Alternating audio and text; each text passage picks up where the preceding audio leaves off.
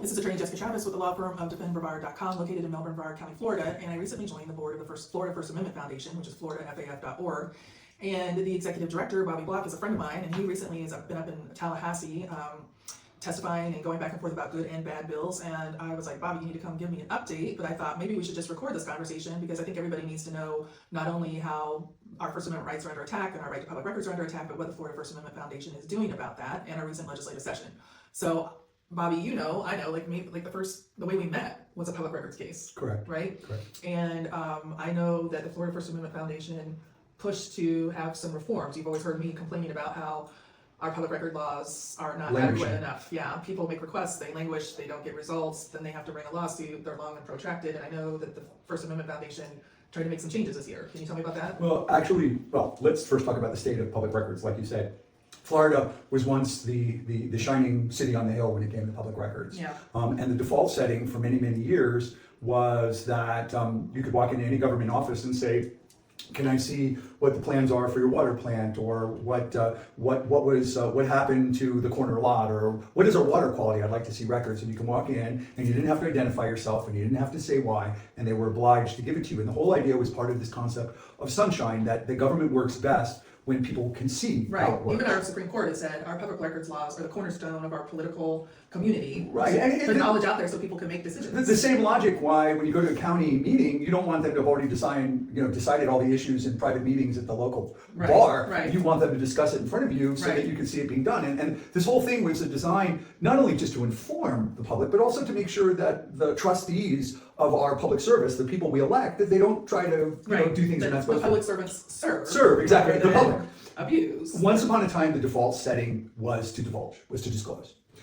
And for a bunch of reasons that if anyone's interested, you can reach out to me at info@floridafaf.org, and I'll happily engage you on the history of how our public records fell. Or we can all go for beers. Right, exactly, and bore ourselves out. But it is important. So right now, the default setting, especially in the last sessions of this particular DeSantis administration, has been abysmal.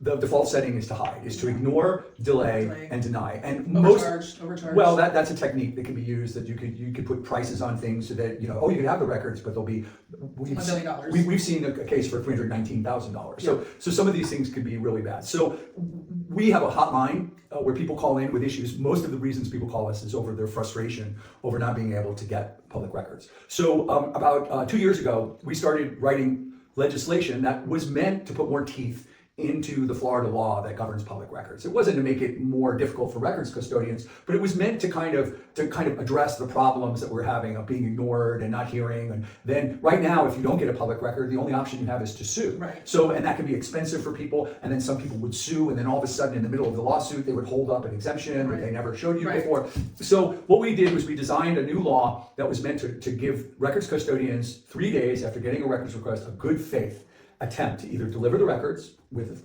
whatever the charge would be, to explain that it's not going to take 3 days, it's going to take a good faith estimate. And from the get-go, they're supposed to say, these are the exemptions that we have to check it against, so there's got to be a review. They're supposed to give that in 3 days? It's supposed to come in 3 days. The other thing that it does is it says for groups that have a public purpose, such as a nonprofit like ourselves that are working, that the first 10 hours of research would be no charge.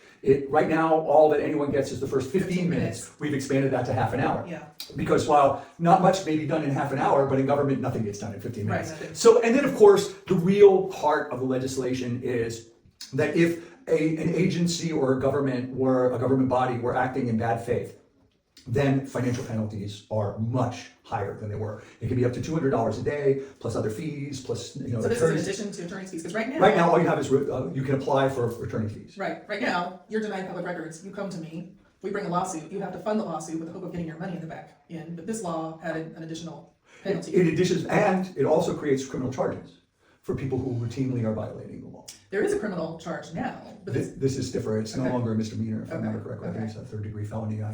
It's so long ago since it was written. But the point of the matter is, so 2 sessions ago, we found a sponsor in the Senate, but no one in the House. What happened last year was the House was trying to investigate what was known as the Hope Florida scandal about money that was from Medicaid that was diverted illegally, and they wanted to know what was behind it. And the DeSantis administration refused to give the Florida House records. So if you think about it, if our legislators can't get records, what hope do we have? No, right. And at the same time we have this, let's also be clear right now, and I've talked about this on my website, There are $6 billion, and that's billion with a B, $6 billion worth of emergency contracts signed by the governor that are supposed to, not under public records law, but a completely different transparent business law passed by the legislature to catch out what they were thinking was corruption in democratic areas. Right. Every contract that is a government contract is supposed to be on this website. $6 billion worth of the governor's emergency contracts are nowhere to be seen. Has somebody done a public records request for them? You're not seeing those. No one has gotten those records. Some include Alligator Alcatraz, in which we're still fighting for records. So the point of the matter is, when you talk about when the governor and people and politicians in the state of Florida talk about corruption, no one ever brings this up. Right. We don't know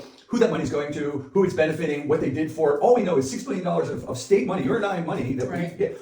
We don't know how it was spent. Right. So the mood in the House particularly, but I think throughout the state has changed. And Alex Andrade, he's just termed out, he's leaving the House. He was the chief investigator of the Hope Florida scandal. He said the public records law is a sham. I would like to sponsor this bill. This bill was tagged by lobbyists and legislators as one of the most important bills to watch in the 2026 legislative session. This bill sailed through 4 committees and then went to the House floor, and it was supported unanimously. Wow. Think about that. Nothing in the state of Florida and the legislature passes unanimously. Wow. This passed unanimously. This bill was good public policy, and it was headed to success. But it didn't go anywhere. And the reason is the Senate did not want to pass any bills that might make the governor angry. That is what we're hearing. And that bill never got a chance to even be heard. So it passed unanimously in the House, and then it went over to the Senate. No, it had a sponsor in the Senate. It was assigned to committees, but it was never scheduled to be heard by any of the committees. Even though the House passed. Even though it was sailing through the House. Because somebody didn't want to rock the boat. Because someone didn't want. And I just wanted to say, I want to quote something, and I pulled it aside. And I just wanted, because this came from a column by Scott Maxwell, who writes for the Orlando Sentinel. There's something he said.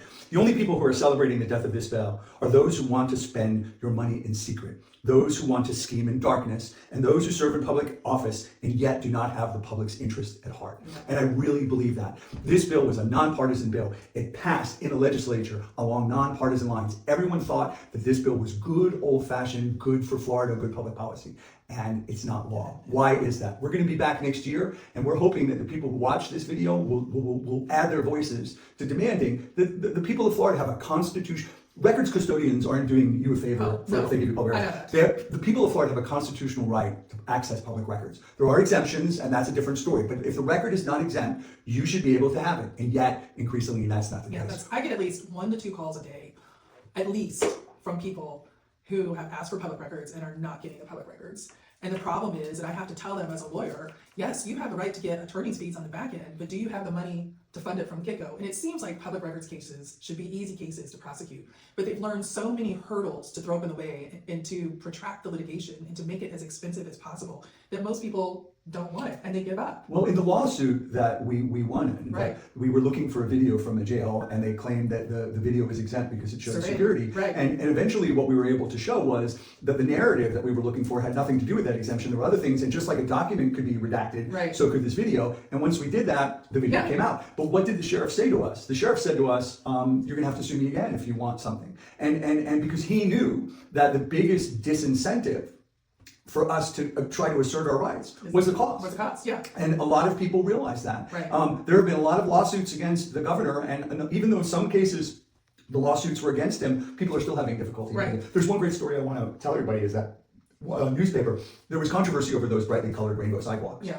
And in August, the Florida Department of Transportation painted over them. So the Orlando Sentinel wanted to know what the rationale was and for the documents, and they got ignored. Right. By circumstance, the crosswalk was outside the Pulse nightclub memorial, and one of the guys who was a volunteer with the Red Cross that night of all that terrible killing wanted to find out what happened, and he wrote. The Orlando Sentinel the Orlando Sentinel was ignored. This man, after a while, was told that there were 115 records pursuant to his request, and it would cost like $37, a little under $37. He paid. Never got the record.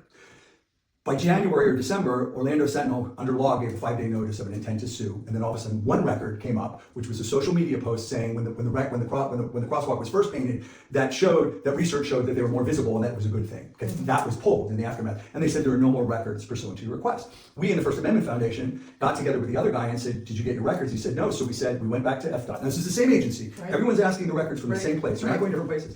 And the Florida Department of Transportation said, "Oh, we're so sorry. We were wrong. there are not 115 records pursuant to your request. There are 1,113 records. Right. And we'll do all the research to redact them at no extra charge to you. At the same time, they were telling the Orlando Sentinel that there's only one One record. record, yeah. So how can you I see have that all the time. ignored, there's 115 records, there's only one record, no, there's actually over 1,000 Right, records. Why would you do that? The only reason that I can imagine is because you're covering someone's political tush. Right. And that's the only reason why you're dragging your heels. Right. And that's what we find. A lot of people are asking for public records that embarrasses someone Right. or is inconvenient to someone in power, and because they have the final say, Right. they're hiding the records. Right. It has to end. That's what this bill was supposed to do. It went through unanimous in the House. It was a moment of tremendous validation for us, but the Senate never heard it. We're going to be back. So It's next an year, important bill. next year, gonna be back. Good work. That's it.